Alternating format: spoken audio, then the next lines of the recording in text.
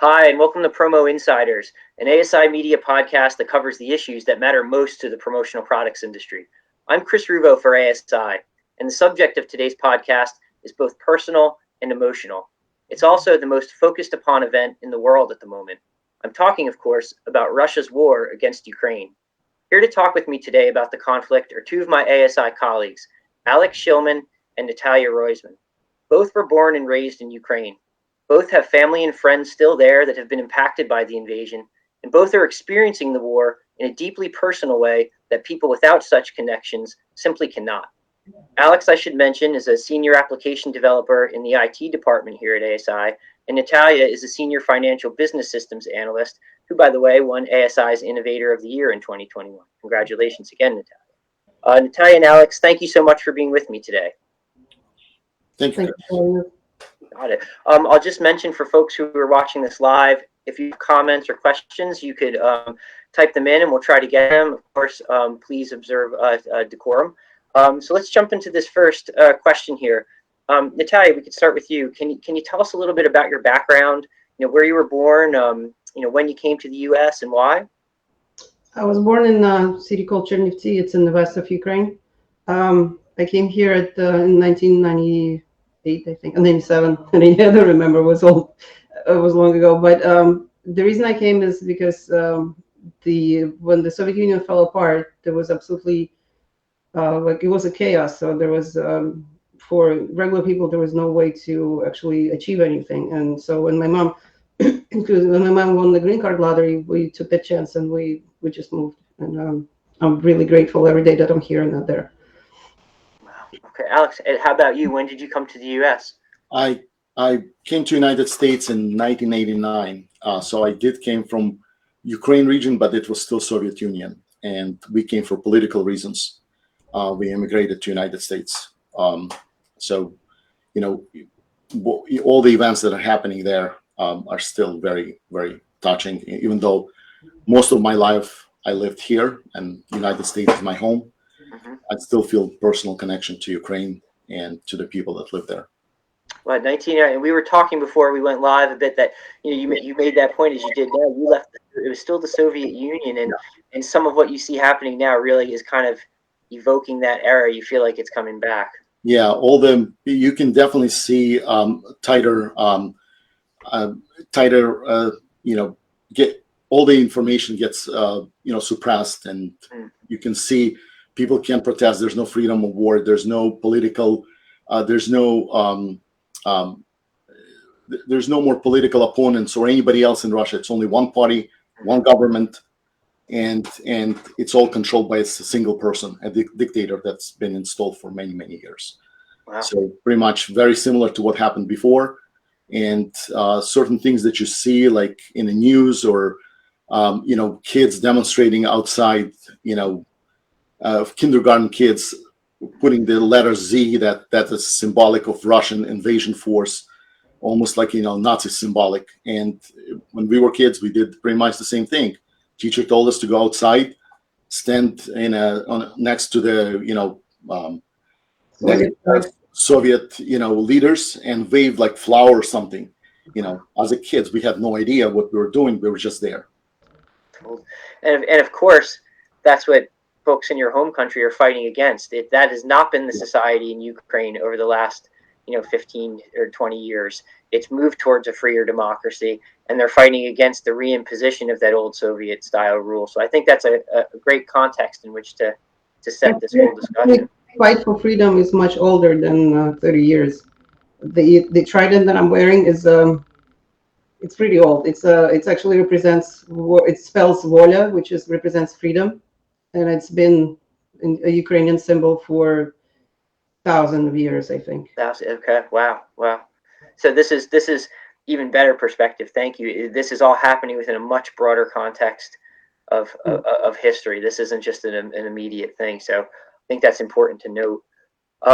Let me ask you this. So obviously we're here to talk about the invasion. So in the lead up to the conflict, in the weeks, days going up to the actual invasion happening, did either of you have a sense that it would actually happen, that Russia would go forward with it? Like, were you hearing things from family and friends? Did they did they think that it was going to happen? And Alex, I'll start with you this time. Thank you. So yeah, everybody were at this disbelief. Everybody knew that large amount of force is being assembled next to the borders. There was always conflict. Conflict happened since 2014. It's nothing new to Ukraine. Ukraine was always fighting. There was always a fight going on in that area. Ukrainian army was not prepared in 2014. It was poor army without, that was robbed by certain corrupt politicians before. They didn't have any weapons. They didn't have anything. So they pretty much, Russia as a bigger country, easily rolled over and took portion of Ukraine next to Donbass, and they definitely, and everybody heard they took over Crimea without a single shot. So knowing that Russia is assembling the force, you didn't want to believe that they would attack. You just didn't. It could be a political maneuver, a political move to get some, points in some negotiation somewhere with United States or Europe or anywhere else. But a lot of people were at disbelief, and even in Ukraine, people were at disbelief. People joined their normal life. They enjoyed movies. They enjoyed restaurants. People were outside. Life as normal, because they were also used to that. Bickering happening in that particular site, and at least from what I heard, people didn't expect that. So it was just a sense of, okay, maybe this is some political maneuvering, maybe this is some posturing to intimidate the West and maybe get some concessions, or maybe intimidate Ukraine off pursuing NATO membership or whatever it might be. But there was a widespread sense, at least among folks that this was not going to happen, that this full scale invasion wasn't going to happen. Wow. Okay.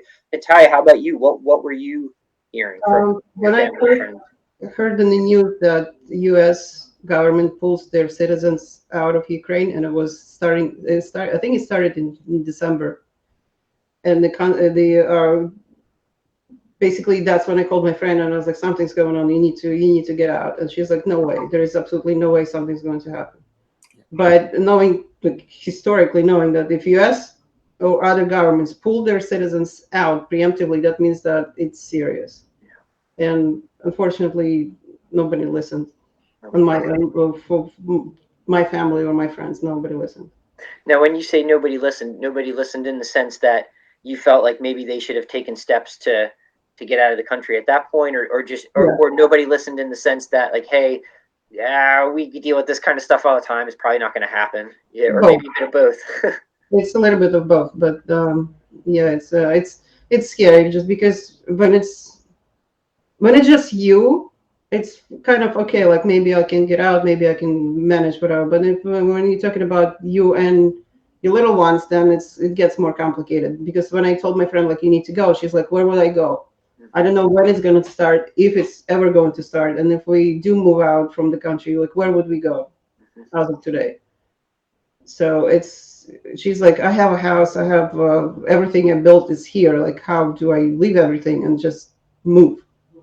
Yeah, it's funny. That makes it so relatable, right, to maybe people who aren't living there, is that we all have our lot. We're going about our daily lives. We have established routines, and it's almost hard to envision how do we go beyond that, and a major disruption to that until it actually occurs. Sometimes, like, the signs can be there, but we almost believe that normalcy will always prevail, and just in this case, so sadly, it hasn't. So, yeah. But that's not the first time we actually saw refugees in Western Ukraine, just because when during Chernobyl, so when that happened, we had people basically with luggages knocking on doors and asking for shelter, and that was not as organized as today, and was like we're still under the Iron Curtain, so people would not even think of going to other countries at that point.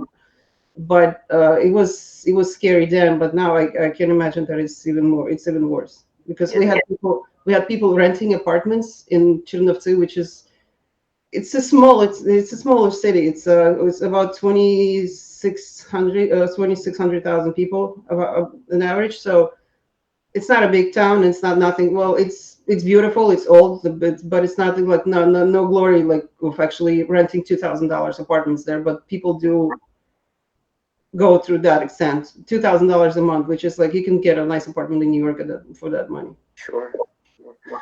Well, that's incredible too. So that part is there was already those internal refugees, so to speak, from the Chernobyl event, and now we're having. So you experienced some of that, but the scale now is even so much larger than that, given what's going on. So, incredible stuff. So let's move on to this here. So the invasion starts to become a reality. We'll say. You here in the U.S. and Nataliya, will stick with you on this one. Just what was your reaction? You know, where were you when you realized that this was actually underway, and kind of what was your first steps in the wake of it? My first steps is like for the next 2 weeks, actually, from the day 1 to 2 weeks. Every day you just get up, listen news, go through Facebook, see what the Russian channels or Ukrainian channels are saying. Call your friends, call your family, see if everyone is okay, and then kind of like pick yourself together and try to work after that. So it's heart-wrenching, and also knowing that you want to help but you can't. It's even worse. I could only imagine. Is there a sense of I don't want to put words in your mouth, and it's a tough question, but do you almost have a sense of guilt, like I want to be contributing more than I am? Alex, you're shaking your head. You do have a sense of that? Absolutely, yeah. Even though I even feel bad talking about it, I did ask my friend, should I do that? Should I do this podcast or not? Mm-hmm. And because I feel like who am I to represent Ukraine? Mm-hmm. I lived here, I lived comfortable life, and and it's peaceful. So it's very hard for me to do that. And the reason I did it is to bring attention and continue to bring attention, no matter any means necessary, to bring attention to what's going on, to the atrocities that happen in Ukraine, and to to help. Maybe somebody who's watching, they can contact their politician, local representative, a senator, and a lot of senators supporting Ukraine right now. But keep talking to them, keep sending them emails, not keep bringing this up so they continue to support this, and push more help, and anything that can be done to help bring attention, to help bring help, and militarily help, and humanitarian help as well.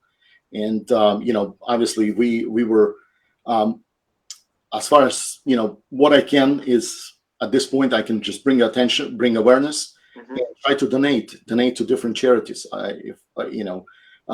Some charities, you also have to figure out which are reliable charities. So charities that are promoted by Ukrainian government, Mm-hmm. they're usually very reliable. For some people, it might not be very easy to donate to them because it requires foreign transactions and other things, which is a little bit more difficult. At ASI, ASI and Con Family did a recent event with Red Cross donation, and Con Family also helped, to match donations. So, doing as much as we can. And some people are being very elaborative in how to donate, right? Some people donated to Airbnb in Ukrainian cities that were bombed. They would literally rent apartments that they never planned to visit to help out the local businesses.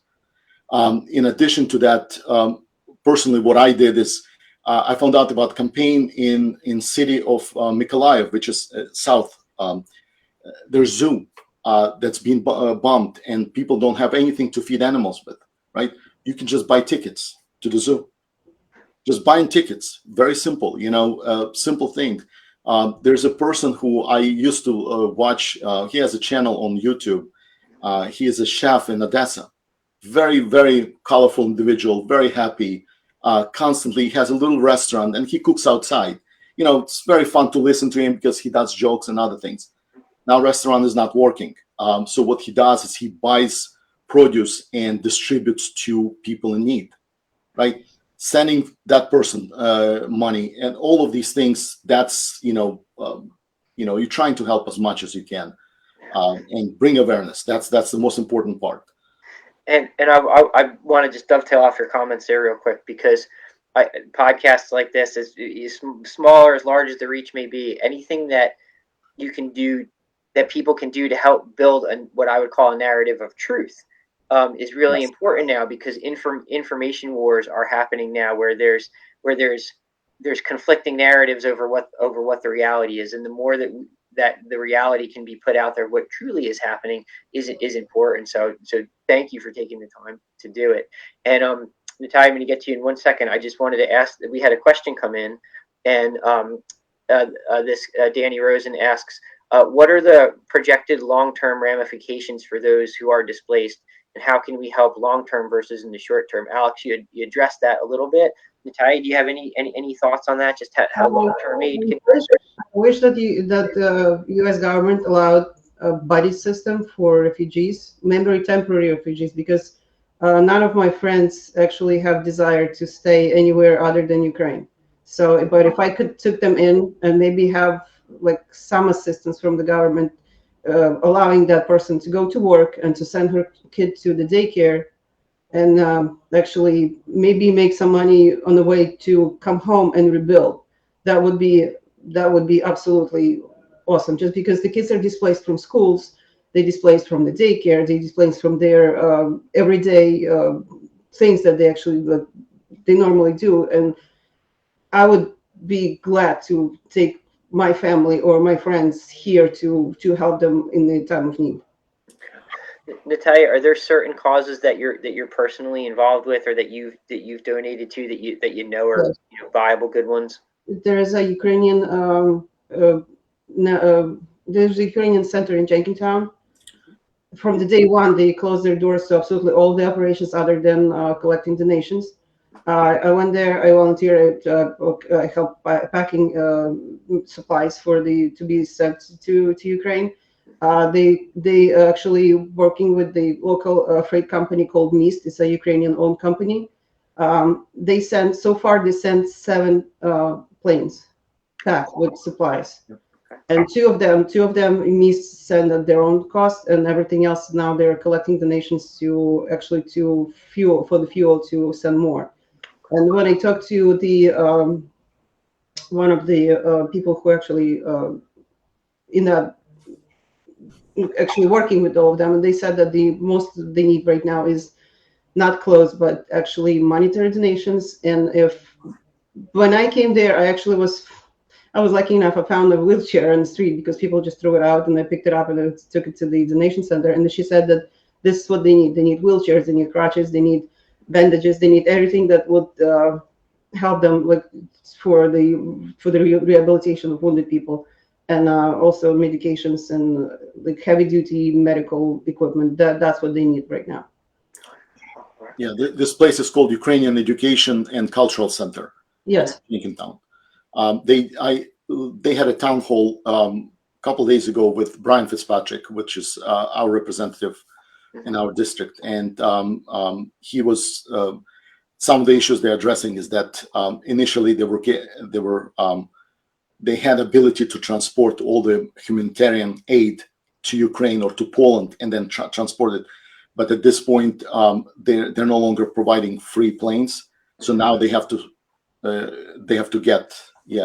collect money to actually get the stuff shipped over. Okay. All right. And just for people who aren't in the greater Philadelphia area, Jenkintown is a town just outside Philadelphia, and in the greater Philadelphia area, there's a fairly large and growing Ukrainian population. So we're especially close to it, I think, in this part of the country. I'll answer Danny Rosen. I'll answer one other part of your question. You said other than ASI's collaboration with the Red Cross, if you go to asicentral.com/news, that's our editorial site, we have a story up now that lists a bunch of different promo industry related initiatives that are trying to raise either monetary or actual physical support donations for Ukraine. So if you go there, you could find more information about how to help. So I hope that's helpful.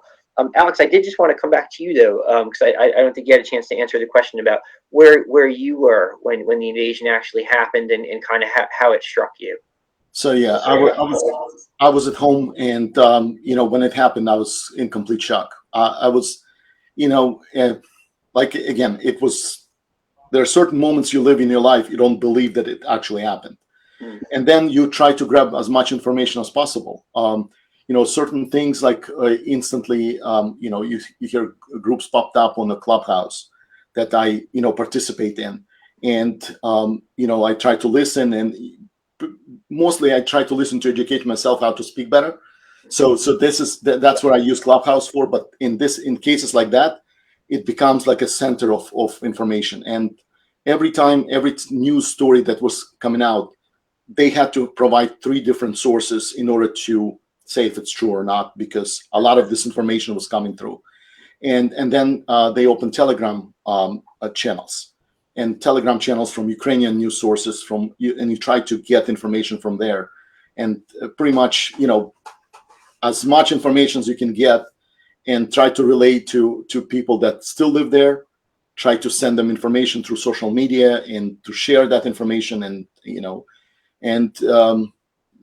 sadly you gain some friends and you lose some friends too. I have a childhood friend that lives in Moscow, and even though he is from Ukraine, his family from Ukraine, he completely went, start sending me information that is absolute fake and so on. It's very hard to hear, so you can definitely see how that part of the country getting transitioned into Soviet Union, into the closed Iron Curtain, country, and it's very tough to see that. Very tough. And again, that speaks to the importance of getting truth out there. Things like we're doing right now to create that narrative of what's really happening. And then I think also it's important to point out that, and you guys correct me if I'm misspeaking here, but there's an intimate, if troubled, long-standing relationship between Ukraine and Russia too there, and sometimes it does split within families and friendships like that. Is that a fair characterization? Yes. Ukraine, Ukraine had a forced they were forced to become part of Russia. Every time they were forced to become communist and so on.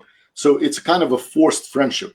Okay. Historically, people always wanted to be independent, and then you have a Soviet, you have Russia that becomes like dictatorship, and you have a completely democratic country next to you, right? That goes through revolution, gets its independence from Russian control, right? Still some control over it with gas and like all the natural resources, stuff like that. But getting presidents that are elected every 4 years, you might not like it, you might not enjoy it, but these are democratically elected presidents, and then you have a democratic government that tries to look towards Western style of rule, right?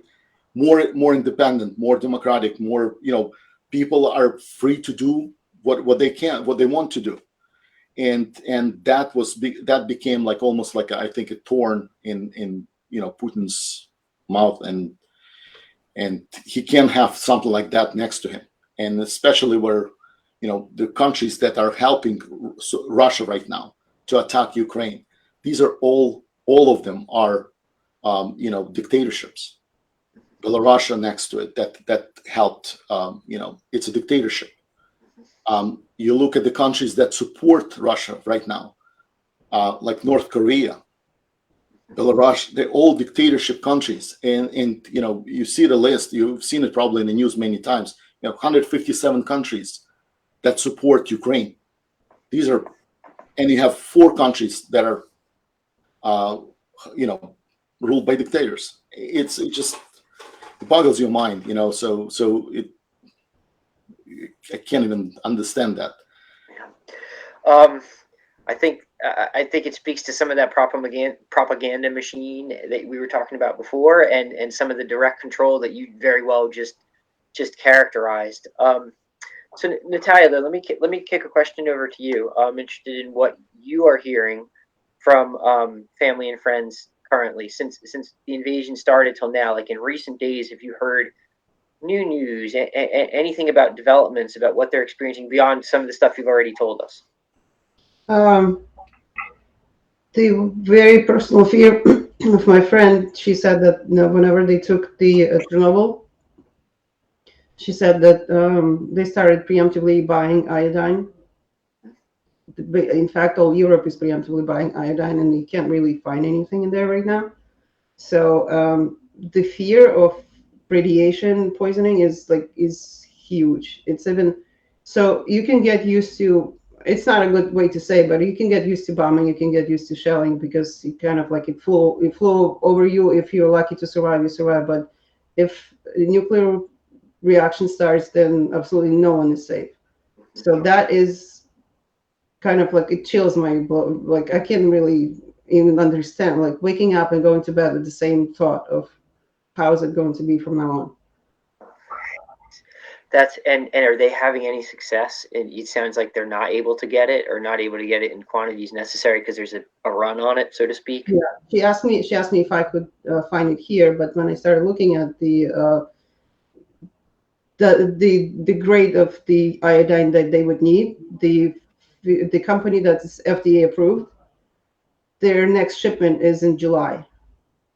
So they're out of stock until July. And it's if you're like so basically you need to get in line to get it, and then I don't know if you ever get it. So at that point they either will not need it or it will be too late. So that's Yeah, I was gonna say either you have it now or you don't. It seems like. Yeah. Oh my word.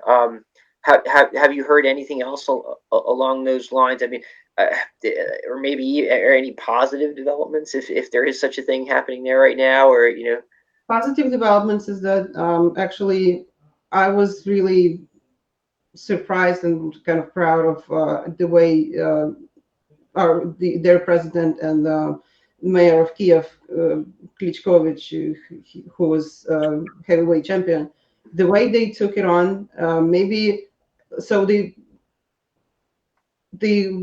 contrast between Zelensky going and talking to people and Putin sitting in the bunker and just having like video conferences, it's amazing. And actually the way they're using information right now to rally people to keep their spirits up and everything else is it's unbelievable. It's amazing.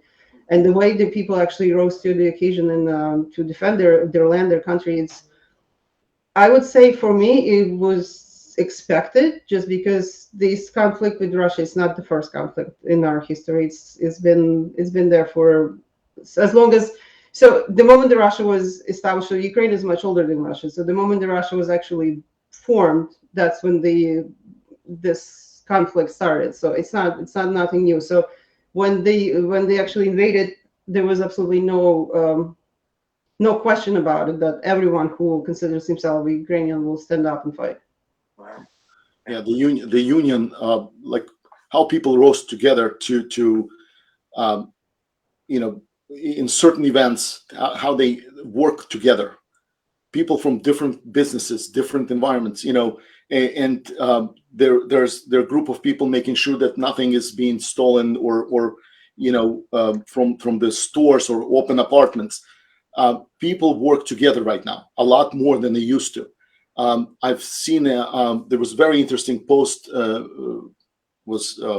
I saw a few days ago about I think that was a little store in city of Kharkiv. One of my friends shared that, and during shelling the windows broke. So the owner of the store no longer lives in the city. They sent an email and they asked somebody to take a look, and they said, don't worry about it, nothing will be taken. So the store is in pristine condition with just windows broken. And so people do still keep complete civility. I mean, bombing and all of that stuff. Yeah. And you see people share their food, their water supply, their medicine. There's also you probably have seen in the videos where there are plenty of talented individuals that play piano, play violin, and they would perform for these people. and a lot of musicians. They just they're also join the army, and they also perform for troops and for people. So you see all of that happening throughout Ukraine, everywhere. They're trying to help elderly who can't move and so on. People bring them food. There are trucks that go around and distribute food. It's happening all over the country. Even I believe in some places the mail is being delivered. They at some point in Kharkiv during bombing, they were still cleaning. They were still picking up trash and from streets and everywhere. So people don't give up, and they fight, and you have this army that attacks you, and you continue to provide social services and other things in the middle of bombing and when city is surrounded. You have to give huge props to the government, to the local government and central government of Ukraine. Yeah, again, watching from afar as an outsider, I think it's fair to say that Ukraine's giving a lot of the world, I think, chills to in a way, given the heroic response, not only from your average civilian rising up to defend their country, but for all the reasons that you said, to try to maintain some kind of social order amid everything is really a remarkable human response, and I think as you point out, is not being lost on the world at all. And Alex, if I'm mistaken, correct me, but do you have a couple friends or relatives that are directly involved in the fighting? Or? Well, I do have I don't have relatives there. Okay. Only friends, classmates. Okay. And they continue. Some of them are spread around. Some I can't contact anymore. Some I did talk to, and they continue with their daily routines. Mm-hmm. They continue to work. At the jobs they're doing, and in the evening they perform civil duties. Mm-hmm. Either filling the bags or blocking the streets or doing like stuff like that, or I know that they have huge initiatives in the cities to prepare the apartments for refugees. Mm-hmm. Because the city is actually part of it's Western Ukraine. They're less they're not getting shelled right now, so it's considered to be fairly safe. They do have raids, they do have all of that stuff. It's because it's happening in the neighborhood, but not there. So they do accept some refugees from cities that are being bombarded right now. Okay. So. All right. We had a question come in, and it's a difficult one. It's an emotional question, but I'll ask it. And Nataliya, we could start with you. The question is, what is your greatest fear for your country and the loved ones that you still have in Ukraine? The greatest, again, the greatest fear is that I'm never going to see them again. But now it's getting emotional. Mm-hmm.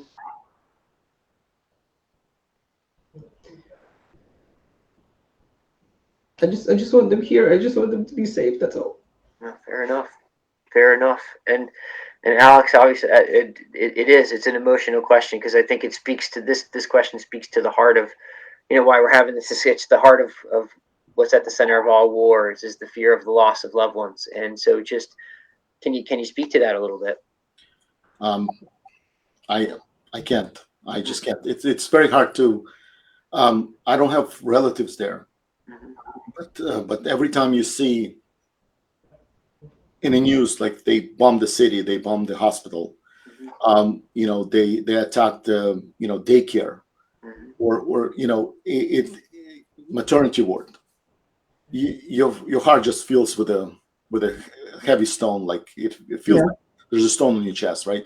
You can't move, because these are, these kids will be kids of war, right? They will grow up with a war.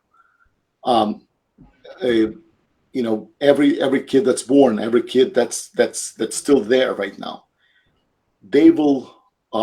Also, the hatred of Russian people, mm-hmm. that will be within Ukraine, right? Ukrainian people, it will come with milk. Like I've heard somebody say that it will come with mother's milk.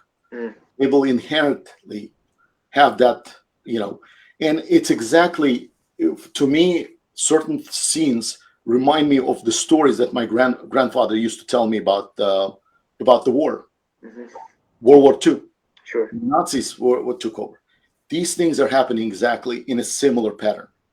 There's no difference. You have an occupier force that has no regard for human life whatsoever. You see them shooting people in the streets. Just people try to evacuate, and they just shoot at the car full of people, and there's no regard for human life. Bombing 9-story buildings that thousands of people live there. It I can't. When I see that news, it's extremely tough to watch that. It's and you feel helpless. That's the worst part, I think. Right. And we've talked about this a little bit to a degree, and maybe we could explore it a little bit more. Is that sense of Natalia, you're over here. There's so many people still over there. Just how are you? I guess mentally, emotionally coping with that. How do you kind of get through the day knowing that? Well, just thought that I'm not the one there. It's kind of like comforting me probably, but it's not really comforting just because sometimes I wish I was there so I can actually like do something and help. But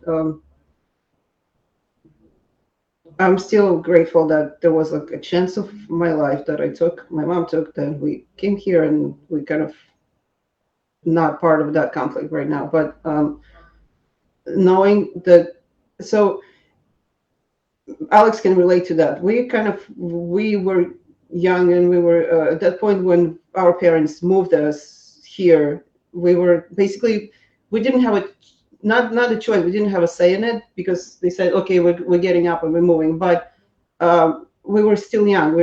It's like a young flower. You just like pluck it from one soil and put it in another one, and it's still gonna grow. But people who actually put like deeper roots in there, and it's really hard to actually. For me, it was like, well, what's the problem? Just get up and leave. For them, it's different. They can't do that because It's their home. It's their home. It's the same as somebody tells me right now, like whatever you have in Philadelphia right now, and just leave it and go. It's heartbreaking. You can't really even imagining doing that. Mhm. So, And Alex, just how about you? Similar question. You've addressed it to a degree already, but just any other thoughts on just the being here while the conflict's happening over there? You've talked a lot about just how being part of this podcast is part of your contribution. Is there any other thoughts on that?